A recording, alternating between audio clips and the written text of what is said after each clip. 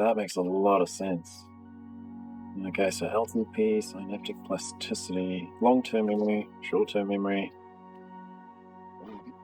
I can't believe this has not been taught to students. They really need to know this. That would help them so much in their studies. Okay, no, I'll definitely have to do that.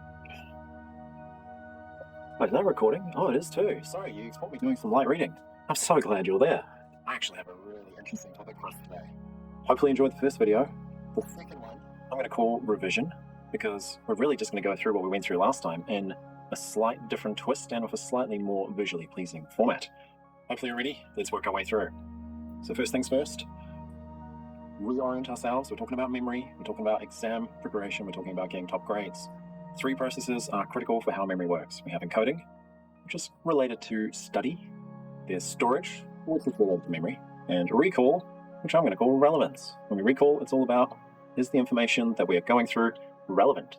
Now, you'll notice on the next part here, we're going through a very, very interesting little component called modalities. Now, I do need you to have a think about what are modalities. We've covered this in the previous video very briefly as well, but very important. I do want you to consider the modalities, and I don't mean necessarily the learning styles, because yes, that all got debunked. Learning styles are not an effective way of teaching students, and it makes sense, right? Grouping students into certain categories, generally not a good way of doing things. What works better is to consider the modalities, right? This is your read, write, visual, auditory, and kinesthetic ways of interacting with the world around you, right? Everything around us presents itself in different formats. From my perspective, these are still important, but they're really just about the ways in which we interact with the world. And I would encourage you to be multimodal, try and incorporate as many different elements as you can into your study process. Now, while this is running away without us, let's quickly revise here. Last time we talked about study method, we had study technique, and we had memory technique. Between these 3 different elements, I would suggest the foundations of how to do well in a test or exam. Now, I've only got a small selection of different techniques here, and for our intent and purposes, these are the most important ones that I think you should absolutely be incorporating into your exam study. Now, you might be thinking, why? Why are these so important? How do we know they're effective? Especially when something like the learning modalities gets debunked. One day it's good, everyone's doing it, the next day, no one believes it. So although research tends to do this, we sort of dwell on something for a long period of time and then we debunk it and get rid of it.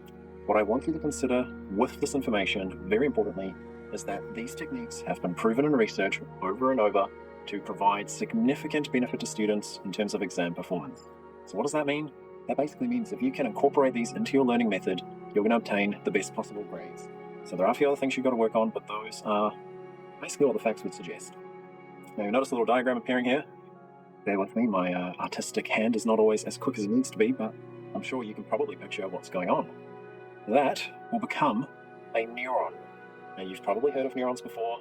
You'll be familiar with some of the basic structures. So we have the dendrite, we have things like the axon, the cell body, and at its core, what is really important about neurons is the way in which they communicate. They're incredibly complicated, but the most important part of the neuron, I would argue, don't judge me for it, but I think it's the synapse. Okay, there's a very good reason. The synapse is how your neurons communicate. And you're asking, well, what is the synapse? The best comparison I can make is the flow of electricity. Think about circuits. You've probably done that. Maybe you're doing it right now. Now, the key thing of circuits is the circuit must be complete for there to be a flow of electrons. By flow of electrons, they don't really flow. We just mean the energy is transferred from, say, one electron to another. That's a whole different topic. So going through the synapse, there are 2 sort of key elements. You have your pre-synaptic synapse and your post-synaptic synapse. You have an electrical signal coming down. We have neurotransmitters being released. They're kind of like your spark between the 2 different synapses. And then we travel down our postsynaptic synapse to commit to some sort of action. Maybe it's a memory. Maybe it's the memory you need to pass your exam. Hopefully it's a strong memory. So very importantly, one of the fundamental properties about the synapse is plasticity. Hopefully you've heard of it before. If you haven't, plasticity is your brain's ability to adjust. Now, what would you adjust to? Well, maybe you're adjusting to different ways of interacting with information. Maybe it's visual. Yes. We have different forms of media, different ways in which we interact with information around us. Maybe you're studying your notes. Maybe you've got a device that's playing some sort of sound, kind of like the video we're doing right now. Or maybe you're sort of working your way through your tablet, swiping left, swiping right, and so forth. Although not quite kinesthetic, but it's in that line. Much better with using models, for example. So jumping off to the right-hand side, you'll see it's really busy producing wonderful notes for us. First and foremost, what is study? We understand the concept well, we've all done it, we all know it's important. However, there are some things you need to consider before you can study effectively. The first and most important thing, I would argue, is goals. If you don't set a goal when you start studying, if your mind doesn't know why it's learning information, how can you expect your synapses to be regarded as important?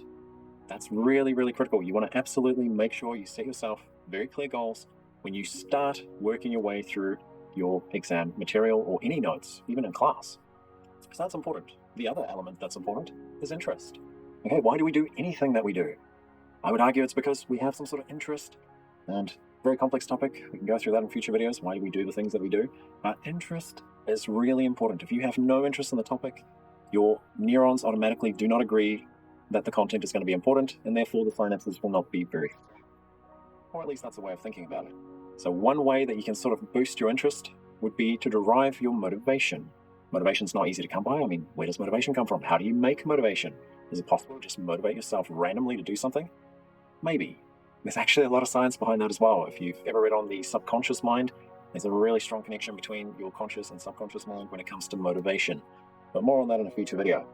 Now, once you've considered the why for study, why you're doing your study, what is the driving factor to get your studies done, you then jump onto memory. Now, memory, obviously a really strong tie to memory technique, but also to the neuron itself. So don't forget the neuron. So when it comes to memory, you've probably all, or at least I'm hoping 99.9% of you, have made notes at some point during your studies. Notes are really important. However, there is a catch. If you're revising your notes maybe 5 times before your exam, that's great, but it's not the most efficient way of learning information. It shouldn't come as a surprise. There are other ways that you can improve. You could summarize your notes. You could employ certain study strategies. Okay, that's going to come back to study method, study technique, and memory technique. These, in particular, the ones that I've listed, are the most sort of relevant, the most science-backed techniques that you can use in order to boost your exam performance. So absolutely keep them in mind. If you're not familiar with them, do some reading. But I'd recommend these 3 for each category. Should absolutely be part of your normal study routine. I will go through them in future videos, so stay tuned if you're looking for a bit more guidance on each one. Now, moving on to the last one here, relevance. Okay, relevance, I link heavily to recall because we really only recall information if there is some sort of relevance to doing so. So, I mean, it could be in your exam perhaps, right? You're busy doing your examination, and during that time, all of a sudden, everything you learned, and maybe didn't learn, suddenly becomes relevant. You need to know it in order to obtain maybe a good grade for your future occupation. Maybe it's because you're going into business, you want to start a company or go into some interesting fields doing research. Innovation's critical. Okay, we need innovators out there. And in order to innovate, you need to be able to recall the facts that you've learned during your degree, for example, or at school, in order to be successful at innovation. And a couple of others there. So problem solving, again, sort of a fundamental skill. Can you teach someone how to problem solve? Yeah, you can, but it's difficult. It's something you have to sort of find for yourself with guidance. Problem solving could be a very good reason for you to learn maybe a new skill or pick up some extra information to boost your performance in your studies. And the last one there is objectives. Now, why would you set certain objectives? Why would an objective help you to retrieve information? Well, it all comes back and has a very strong link back to your goals. Okay, if you have set goals, you're going to be able to measure where these goals are going to take you. And one way you can do so is through objectives. So really interesting schematic. Hopefully you found that useful. I'll absolutely do some more on each of these concepts. Might surprise you on what the next one is, leave you guessing. You'd never know what comes up next. I'm going to try and push myself to do as many of these as I can within the next maybe 40 days. So stay tuned. Hopefully I can do one per day, or at least that's the goal.